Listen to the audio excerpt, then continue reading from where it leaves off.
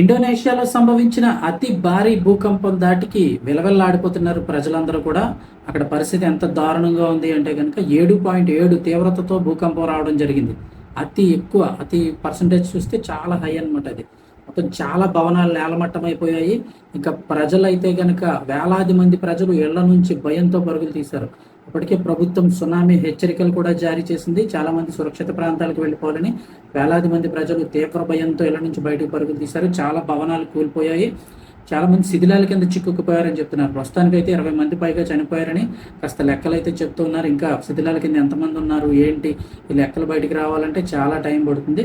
అలాగే గత కొన్ని దశాబ్దాలుగా వచ్చిన శక్తివంతమైన భూకంపాలు ఇది ఒకటని చెప్తూ ఉన్నారు.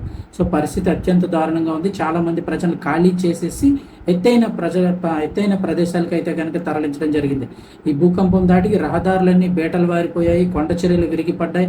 అలాగే విద్యుత్ సరఫరాలో కూడా తీవ్ర అంతరాయం కలిగిందని చెప్తున్నారు. చాలా మంది శిథిలాల కింద చిక్కుకుపోయి ఉంటారు అని ఇప్పుడు భావిస్తున్నారు. ఇప్పుడు అన్ని కూడా బయటకు తీస్తే కానీ ఎంతమంది బ్రతికున్నారు, ఎంతమంది చనిపోయారు ఏంటి తెలియదు. మృతుల సంఖ్య కూడా పెరిగే అవకాశం ఉందని చెప్తూ ఉన్నారు. ఇక సహాయక బృందాలు ఎవరైతే ఉంటారో వారు తీవ్రంగా గాలింపు చర్యలు, సహాయక చర్యలు అయితే కనుక చేస్తూ ఉన్నారు.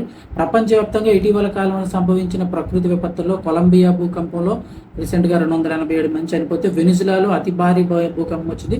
6,000 మందికి పైగా ప్రాణాలు కోల్పోయారు. రీసెంట్గానే వచ్చింది వెనిజులాలో.